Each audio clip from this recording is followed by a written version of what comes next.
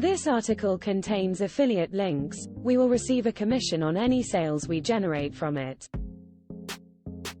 Learn more. John Wayne had already remade 1959's Rio Bravo, a film about a sheriff defending his office from outlaws, in 1966's El Dorado. Yet Howard Hawks, who directed both films, wanted to make it a third time in 1970's Rio Lobo. When the filmmaker first approached Duke about the idea, the Hollywood star replied, "Do I get to play the drunk this time?" Originally set to be shot in Durango, Mexico for $5 million, Rio Lobo, which is on ITV4 today, was filmed for an extra $1 million at Old Tucson, Arizona, since 1971's Lawman was already shooting south of the border. Hawks had wanted El Dorado star Robert Mitchum to reprise his drunken sheriff, but he'd retired. Nevertheless, he would visit the set since his son Christopher had a role that the director had to fight the studio to be included.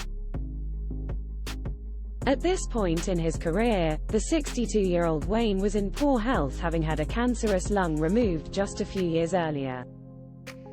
The star, who was 13 years older than Jack Elam's old man character, struggled to get on and off his horse and was still recovering from having torn a ligament in his shoulder when shooting 1969's The Undefeated.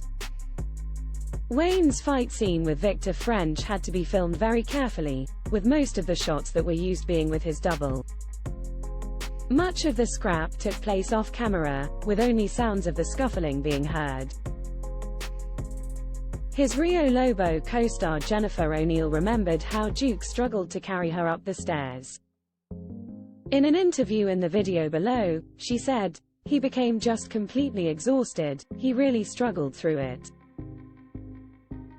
Yet despite his suffering, the 21-year-old remembered Wayne being the nicest guy in the world, who went out of his way to help young actors trying to improve their performances.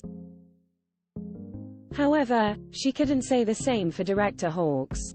The filmmaker would blame Rio Lobo's critical and commercial failure on anyone but himself, saying, "I didn't think it was any good." The director, who injured himself and needed 4 stitches while filming the railway scene, felt that at 62 years old Wayne was too old to carry the movie, with critics saying the same in their reviews. He went on to claim that O'Neill was inexperienced and difficult to work with too. By John Wayne Western Films Collection View Deal by John Wayne. My Father autobiography here View Deal. However, she said that when the filmmaker first spoke to her about her role as Shasta, he walked directly up to the actress and punched her in the gut, telling the 21-year-old that her voice was way too high. Hawks told her to go out into the woods and just sit there and scream at trees so that her vocal cords would be rougher for the part.